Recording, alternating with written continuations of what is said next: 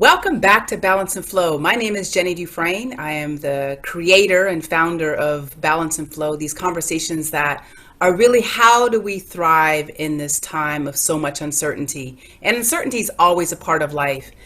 But I thought to myself, it'd be really fantastic to tap into the genius and wisdom of so many people who are doing at least one thing that's helping them find balance and flow. And there's folks who are also sharing what they know with others and helping all of us really have a balanced experience, a harmonious experience, even in a time of so much uncertainty. So I'm excited to welcome back my guest, Carolina Perez. She's the CEO of Reiki Radiant Expansion. We had a fantastic first session, and I wanted to talk more, Carolina, about leadership. And that's really important, but I'm wondering, and I think that people might be sitting at home or on a plane or on their phones listening to this conversation. They're sitting there going, why does Carolina have such hot pink hair? And so, because, that's so kind of woo-woo. And she's a Reiki practitioner, and she must be just sort of one of those woo-woo people that everything's always together and fabulous.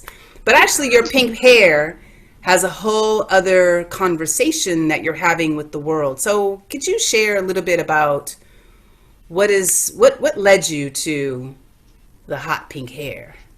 The hot pink hair. The hot pink hair is actually an answer to the question of who I am, what color I am, what to do with me, how to label me in the United States.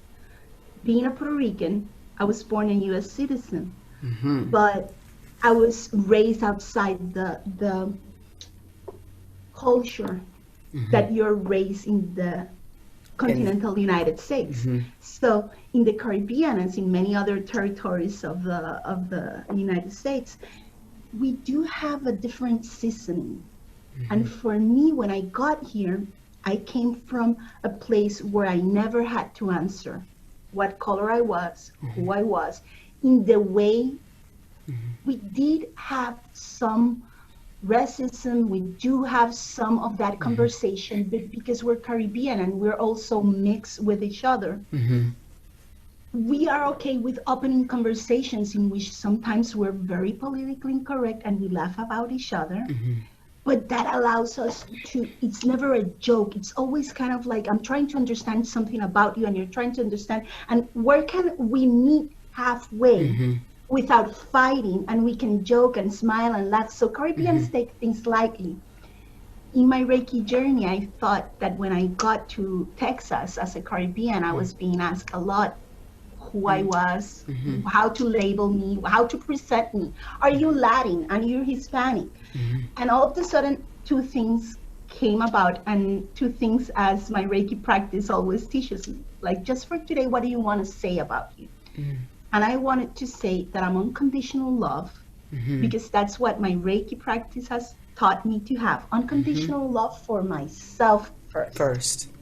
First.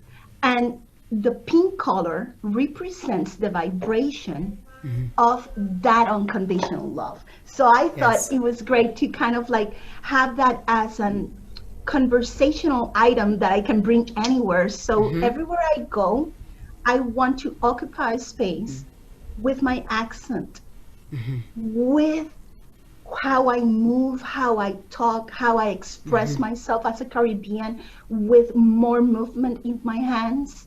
I don't want to dilute myself being anything else that I'm not. In the Reiki practice, I have learned that having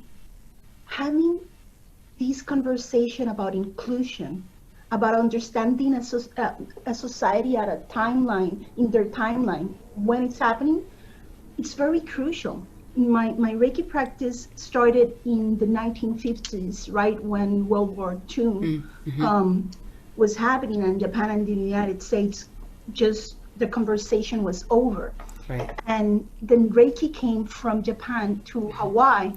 And it opened a new conversation between two worlds that were about to say, we're never, this can never heal. This can never never ever heal.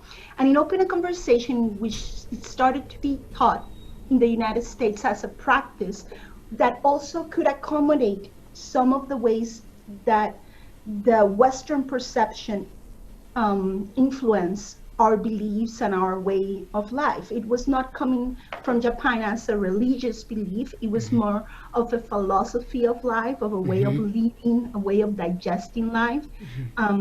Nowadays, my practice had taught me to just take things just for today. Just for today, yeah. Just for today. And then as I was coming out of the chronic pain, and I was starting to understand more things about what was going on, how I was feeling the role as a mother, the pressure of my nervous system being more relaxed and understanding, oh, I'm really very stressed out about I failed. That's why I'm divorcing. I didn't try, and I had tried everything, but anyway, that was present. As a business person, I also started seeing how I was able to figure out new ways of keeping my company going. But just because I had those moments of more clarity while I was practicing, I was able to shift my life into what else can I do? What else, how else can I do what I do? So that helped a lot. And so you're taking control, if you will, of creating a different kind of conversation with the vibrancy of your hair shifts people's attention. I guess what I'm hearing is it shifts people's attention away from sitting there trying to put the labels, because those labels are very limiting, and it opens the conversation about, oh, you have vibrant pink hair. And so really it sounds like it's a fantastic way to corral the energy and direct it towards unconditional love and elevation and expansion. And so you've taken this journey to create a new company, one of many businesses that you have as a businesswoman.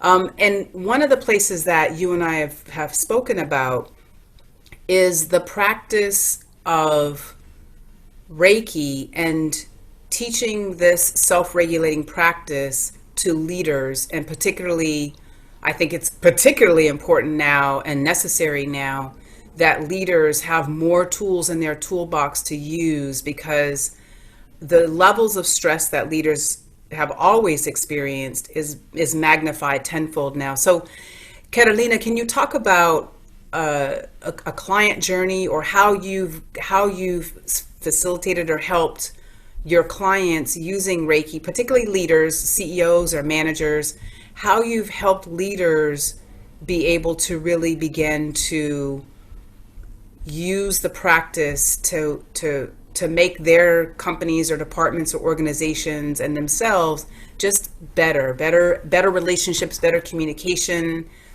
To talk a little bit about a client maybe that's been of someone who's really seeing results from this. I think it's important also to bring to the table that, because Reiki is so inclusive, Reiki is an oral tradition, started as an oral tradition. There are so many things that can be modified, added, and adapted when you're practicing in different cultures and societies.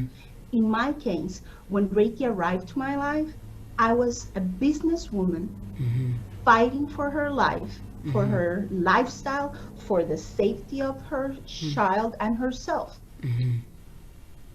It just allowed me to handle, honestly, more intensity without reacting to it in the same way that I used to before my Reiki practice. What does it mean? It allowed me to calm my nervous system enough for enough time to have more distance.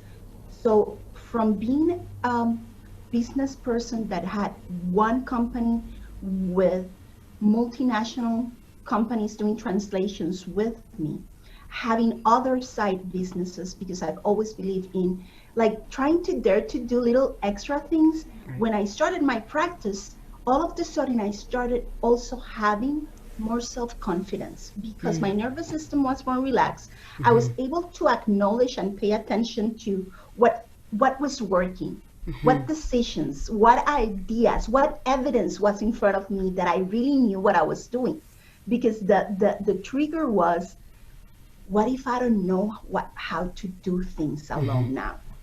What if I'm not good enough? What if I'm not good enough to provide for my son alone? So that can be the same for other people, even if they're not parents. It could be maybe that someone depends on them or a team.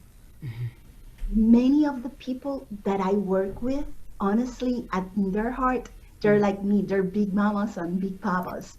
At the office, at the company, they want their team to do better. They want the company to do better, but Absolutely. they know that, honestly, the key is in taking care of the team. Reiki was for me that thing that started taking care of my state, so my state can take care of me. So when I started understanding that as a businesswoman, it was really, really exciting to me to first go to my doctor's office and say what I had done in 7 months, actually. Wow.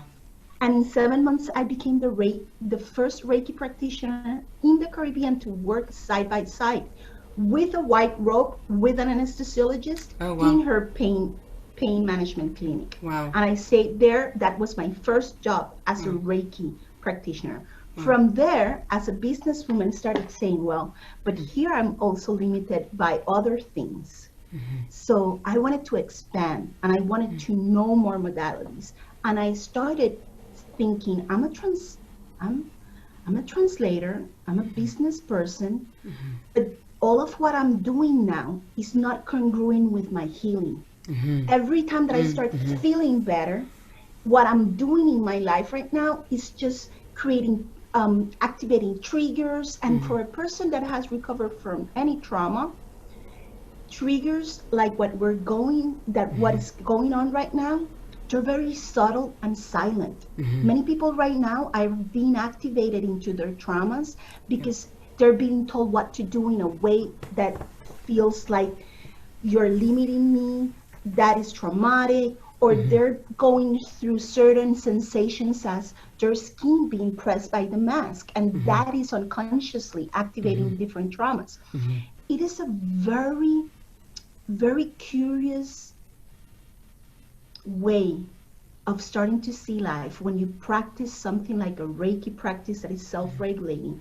You start paying attention to, as a business person, as a human, how do I shift life in a way that then it feels better most of the time? And then I started thinking, let me call a few of my lawyers in the divorce. Like I went through 5, so I had a few to call.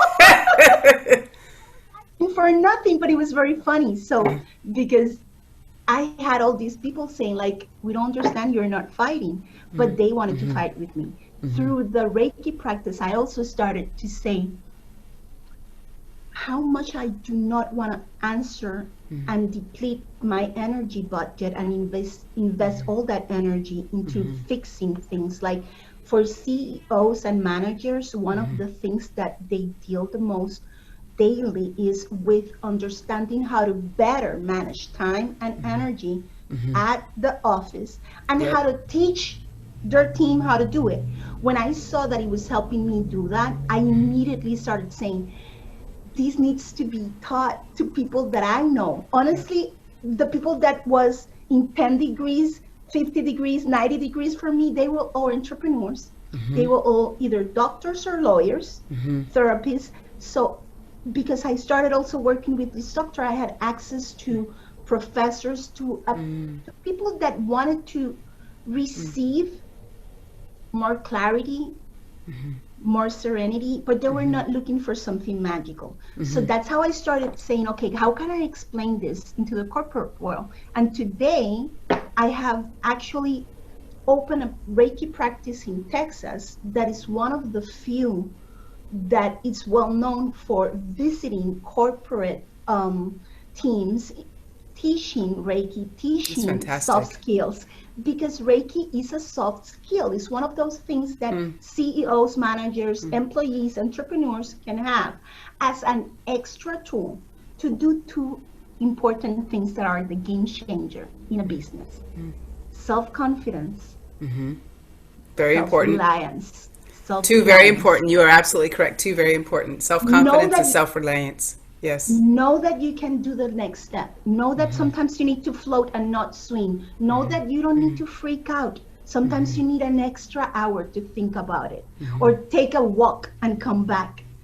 As a business person, when you're taught those soft skills, you stop banging your head at the table, at the wall, trying to figure out stuff, and you start being guided. Kind of like hearing, like, what does my experience, the evidence, everything that I've been paying more attention to when I'm doing Reiki or any practice that allows you to focus more, works. So as a business person, it ends up being a practice that allows you to make decisions faster and easier too.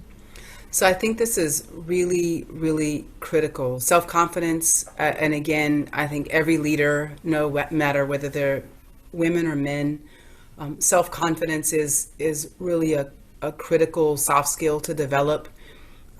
We sometimes, I think, have been trained in leadership circles to think that it looks like being louder or more obnoxious or banging your head louder or working later hours or longer hours. And I think that is it's really, as you were saying this, I was really visualizing, the practice of Reiki and that self-regulation of bringing calm. When we are calm, naturally calm, not calm as a result of a substance, but when we're naturally calm, we're open to get better ideas, better solutions.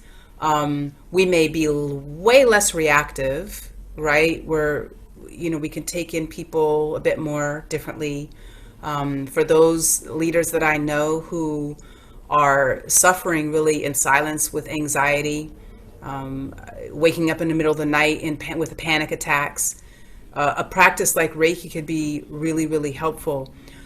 Carolina, do you have you seen, a company or a person that you've actually worked with directly and have seen that person shift from maybe a lack of confidence, maybe a team that was really falling apart around them? Have you seen anything? Have you had anyone like that? I'm going to give you three because the good. three are a silver lining. Okay. So that you understand, for example, at the table of Reiki practice, everyone is invited. Correct. You do not have to have any belief. You do not have to be powerful, not powerful. You do not have to have studied or anything. It's a very easy practice to learn. At the initiation, you get activated, and that's how you learn how to use the practice daily. When you are receiving Reiki or practicing Reiki, the nervous system relaxes.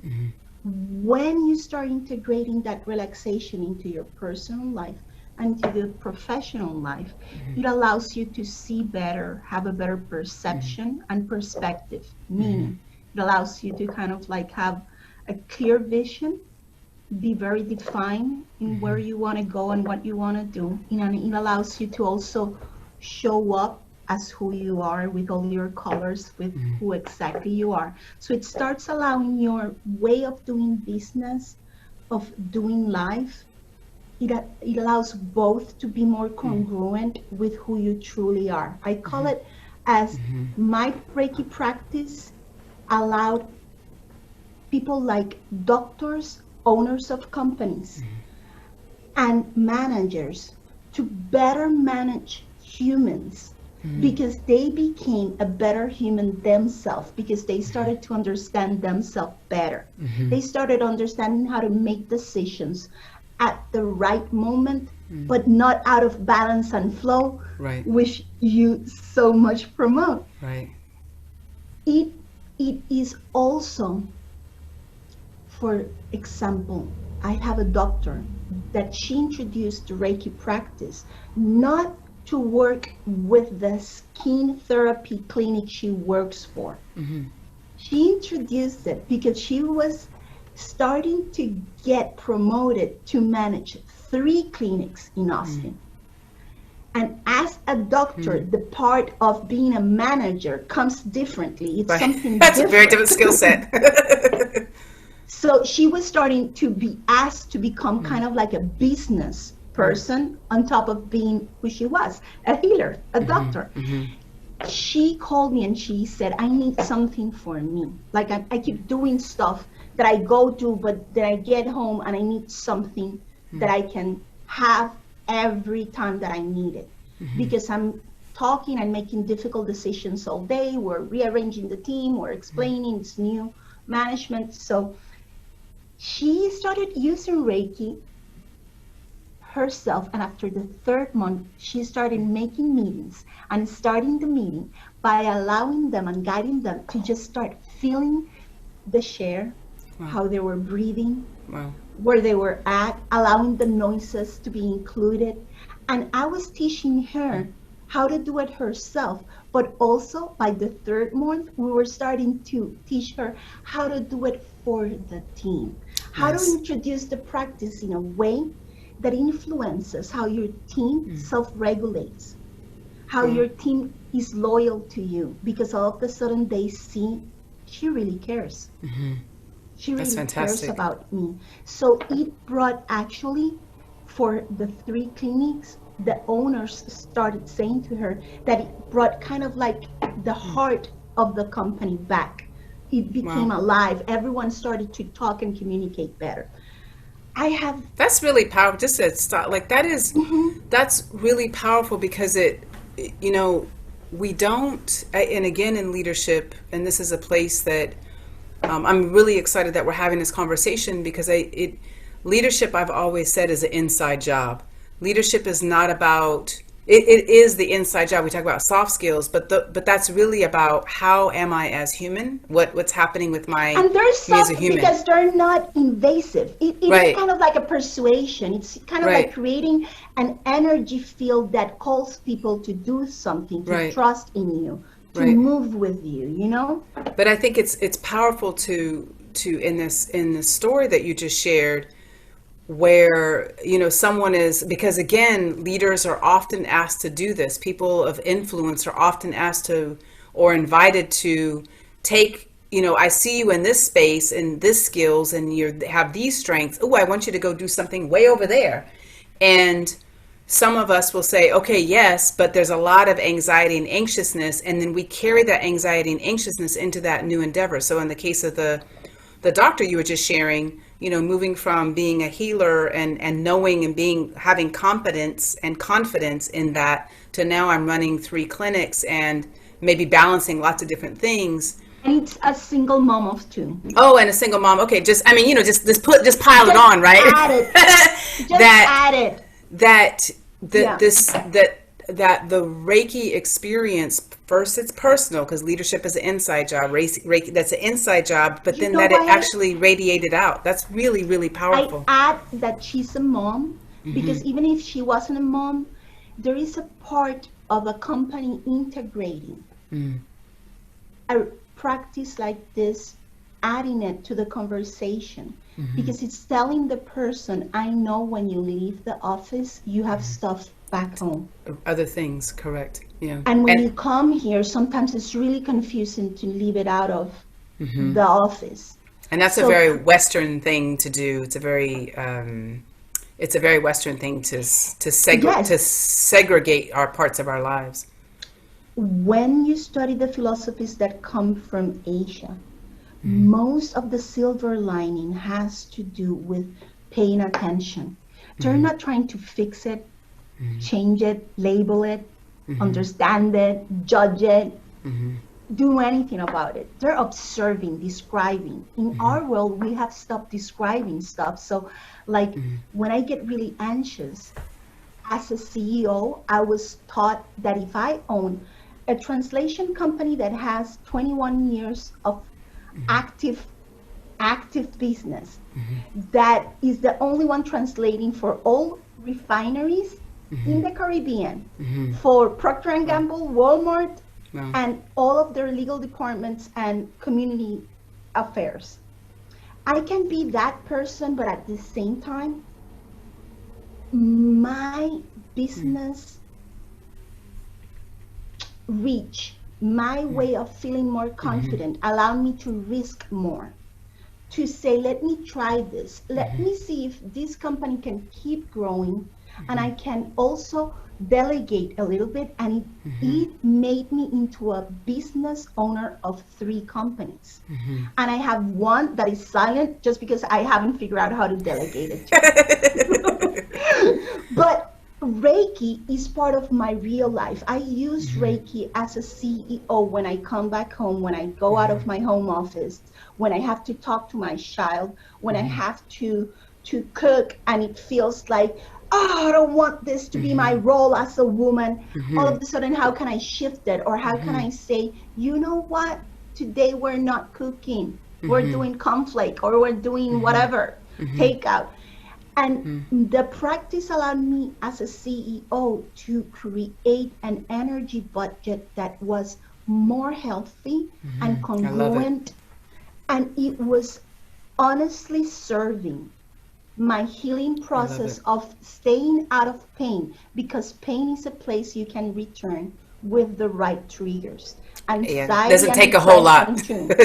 It doesn't take a whole lot. I was telling you the other day, just 2 weeks ago, even though I am the teacher, I am the guide for many others, I was not paying attention to a silent murmur that was growing inside of me, and I had a panic attack because as a human being, I'm the CEO, the teacher, the mentor for others. I do invest in having my Reiki master by my side, in having business coaches, in having mentors that keep feeding me, so that when I have an episode like 2 weeks ago, my trigger was that I was being told what to do, and everyone was asking me where this was in the house, and it was too many questions, and it created a trigger, like, it was an explosion. I recognize that. What happened before I would have created hurtful comments, wounds in the family, and it would have taken me more days to recover, to go the next day to the office and deal, because the next day I have to go to a client and say, let's balance and flow. Right. Let's all be, right. But I have to tell that client, like I've been telling for the last 2 weeks to all my students and clients, especially because I went through a panic attack 2 weeks ago.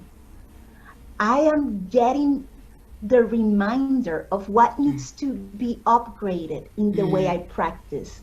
Do I need to upgrade the doses? If you're hearing us and you have any other practice that is not Reiki, any practice that self-regulates you, this is a moment as a CEO, a leader, that you need to learn how to self-regulate by saying, do I need more of this, less of this? Where do I have investments in my energy, in my concentration that are just depleting me? I can delegate that. Can I be okay with that not being the same result as it would be with me? Detachment. Yeah, it's soft skills. Huge. Those are it's huge. As a CEO, to learn and to teach others in your company to kind of like, let's flow. Right. Let's not keep talking about that thing that didn't work out. Right. So we're coming to the end of our time together, and this is such a powerful conversation, Carolina, just for, I think, not just getting to hear your story and your own process of self-healing, really, which is a really powerful reminder to all of us that we can get the tools that can allow us to actually recover and heal, and be the facilitators of our own healing. Learning about Reiki and its influence and impact, not only in your world, but also in the worlds of people that you're touching and moving, leaders that you're working with, teams that you're working with, your own family, because, first and foremost, working with ourselves and our families is important. So as we wind up our fiesta together, tell me one thing. I think, people who are writing stuff down at home, I think it's really important, and I love to end these conversations with one thing that you would encourage people to do that can help them connect and get more balanced or have more flow in their life. What's one thing that people can do, an easy thing that people can do, maybe on a consistent basis, that you would exactly what we were talking about. Learn to describe what's going on. Learn to describe what's going on. My chest is feeling contracted.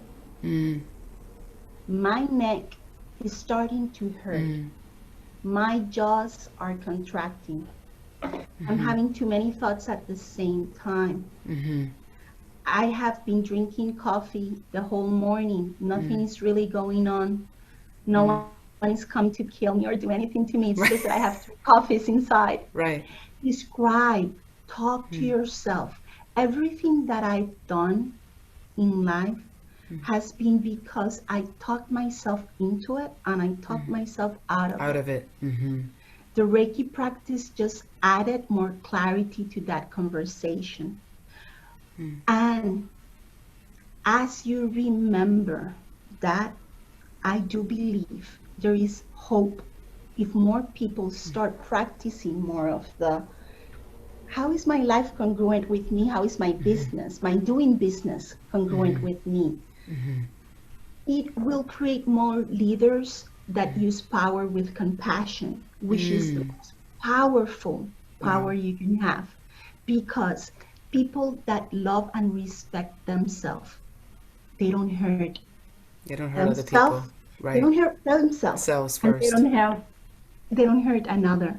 That's fantastic. If I can open an army of people that can influence their office, their community, their neighborhood, their company, by just activating that heart that is more confident and more loving and more compassionate, they will be leaders that will lead others to be more of that. And I do believe I am supporting just a little bit for the world to just feel better, be better, do better, think better. That is fantastic and so necessary. Carolina Perez, thank you so much for your wisdom, for the healing presence you are, the stand you are for unconditional love, and radiating that out to everyone that you have an opportunity. For all of you who are interested in learning more about Carolina's practice and working with leaders, all of her details will be following the end of this episode. Please reach out to her. As you were talking, Carolina, I've actually thought of some of the clients that we work with on the leadership side that I want to connect you with, and some individuals, some full teams. But I think this is really, really important. Thank you for your blessing. So much. Thank Muchas you. Gracias. Muchas gracias. Te quiero mucho. Qué rico. Balance y flow. I love it. Thank you.